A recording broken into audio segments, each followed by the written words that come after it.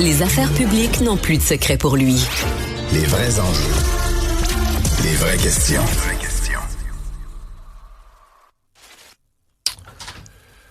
Alexandre, il y a eu plusieurs événements parallèles ces derniers jours liés au crime organisé, mais là, hier, carrément, 2 gestes extrêmes.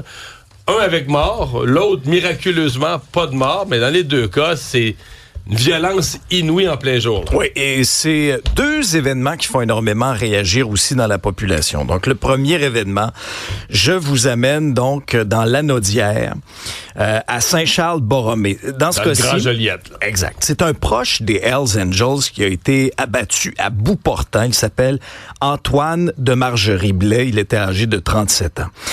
Abattu à bout portant alors que son enfant était à l'intérieur du VUS dans lequel il prenait place. Et là, tu te dis, coudonc, il n'y a plus de code d'honneur dans le crime organisé. C'est vraiment... Je pense que la réponse, c'est non. Ah non, c'est ça, effectivement. Tu disais que l'enfant, il y a 6 ans, genre, puis il voit son père se faire tirer dans l'auto. Ouais. Donc, il était dans le siège, un enfant de 2 ans, là, à l'arrière du VUS, semble-t-il, en tout cas, selon les informations dont on dispose, là.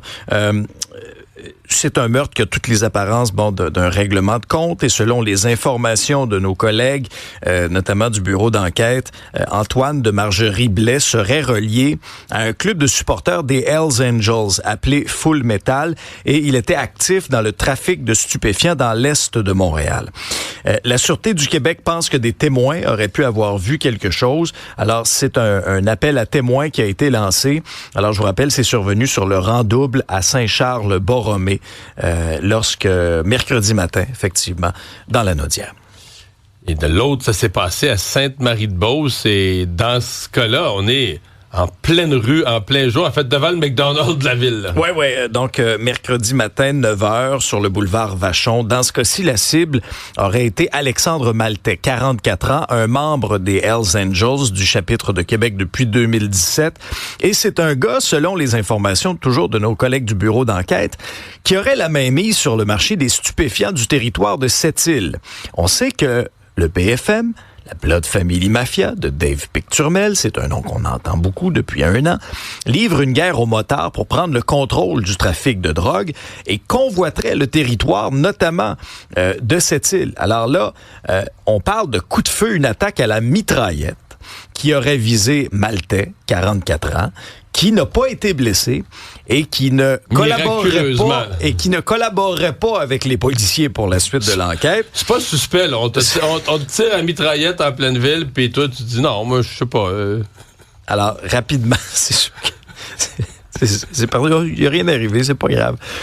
Il y a un ratissage qui a été mené pour essayer de retrouver le tireur, ce qui n'a pas été fait pour l'instant, mais tu auras compris que dans ce cadre-ci, également, ça a provoqué l'émoi au sein de la population. Les risques de victimes collatérales, tu tires à mitraillette en pleine ville de Sainte-Marie-de-Beauce, c'est-à-dire les risques de faire des victimes innocentes sont infiniment élevés.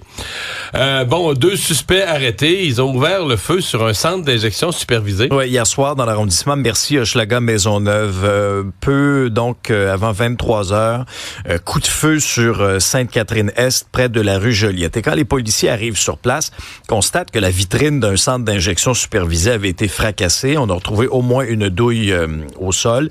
Et là, il y a 2 hommes âgés de 33 ans et 24 ans qui ont été arrêtés à bord d'un VUS, pas très loin de là. Ils ont été conduits au centre de détention, rencontrés par les enquêteurs. Question de déterminer un peu c'est quoi leur implication. On a protégé la scène également et on a même déployé un maître chien en lien avec cet événement-là qui est survenu dans Mercier-Hochelaga-Maisonneuve à Montréal. Et les vents se calment un peu en Californie? Oui, ça c'est une bonne nouvelle dans les circonstances là, parce qu'on craignait un peu le retour des vents au cours des dernières heures.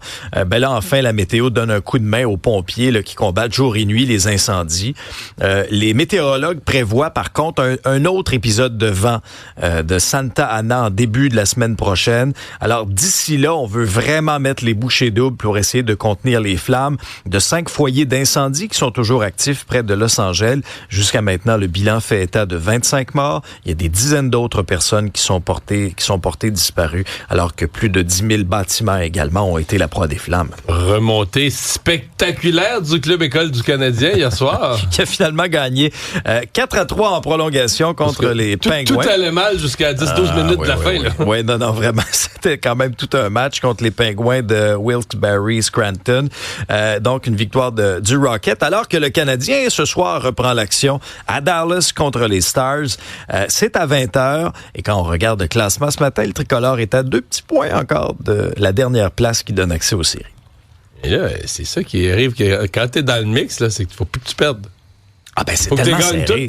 Ben non, mais c'est vrai, t'as entièrement raison, c'est tellement serré. Puis moi, il y a 2 courses que je suis, bien sûr. Bon, la course aux séries, mais il y a aussi la course de la meilleure recrue dans la Ligue nationale de hockey. Et quand on regarde le classement, c'est Lane Hudson, le défenseur recrue du Canadien, qui est toujours en tête de ce palmarès-là avec 35 points, devant Macklin Celebrini des Sharks de San Jose avec 31 points, et Matvei Michkov, l'attaquant donc des Flyers de Philadelphie.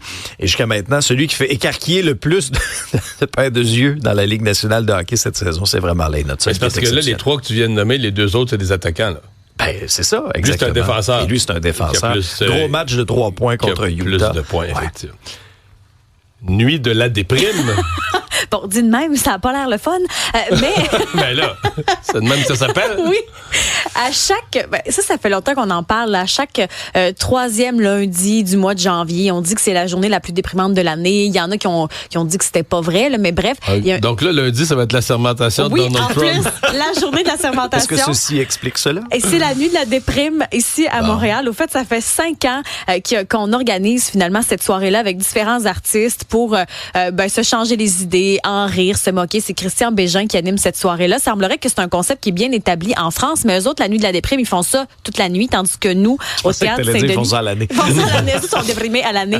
Chez nous, c'est un 2 heures. Là. Donc, il y a beaucoup d'artistes. On pense à Brigitte Boisjoli, Marie-Carmen, Véronique Dicker, Chantal Lamarre, Mado Lamotte, Thierry Larose, Soleil Launière, Yama Laurent, Linda Lemay, Benoît Méguinis, Jacques-Michel, Zachary Richard, Arnaud Solier et Joe Bocan.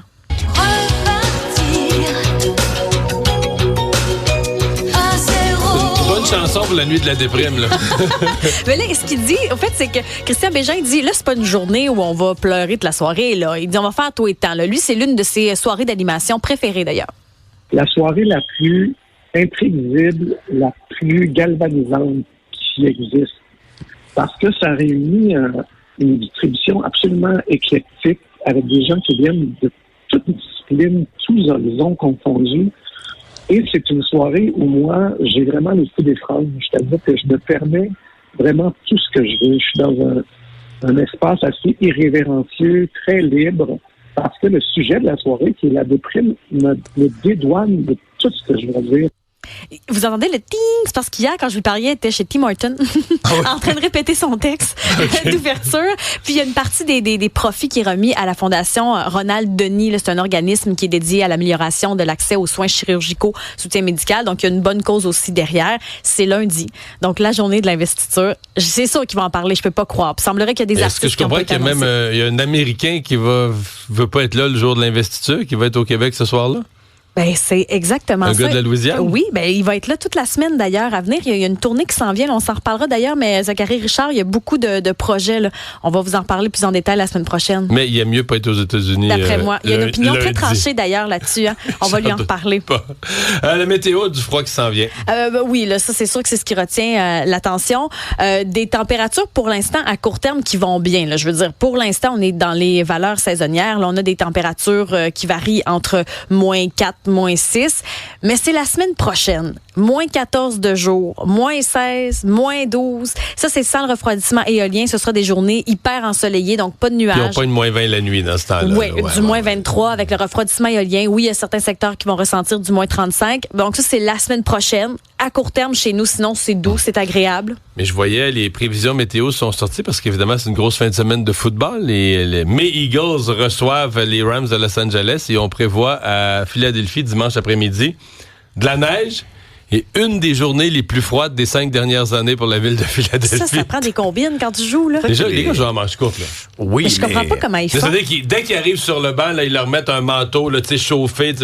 Mais quand ils font les jeux, souvent, il y en a qui mettent une espèce de petit en dessous, une petite manche de longue. coquille, là. Mais il y en a même pas. Il fait moins 5 dans la neige, il joue en manche courte. J'aurais besoin de mitaines, là. Je sais pas, avec Renault, là, t'as les extrémités très froides. Là, c'est sûr que là, tu touches un point. Là. Pour le jeu de passe, attraper un ballon là, qui est lancé comme un laser quand il est gelé, glissant, t'as de la neige, tout à les mains mouillées, les mettre des gants, mais les attraper. Par contre, la neige peut favoriser les porteurs de ballon. Parce que c'est dur de prendre ton élan.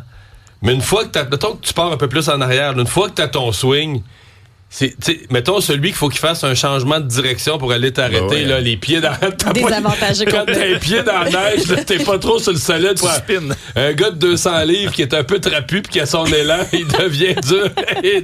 Ça devient une crazy carpet. Ouais, il devient dur à arrêter.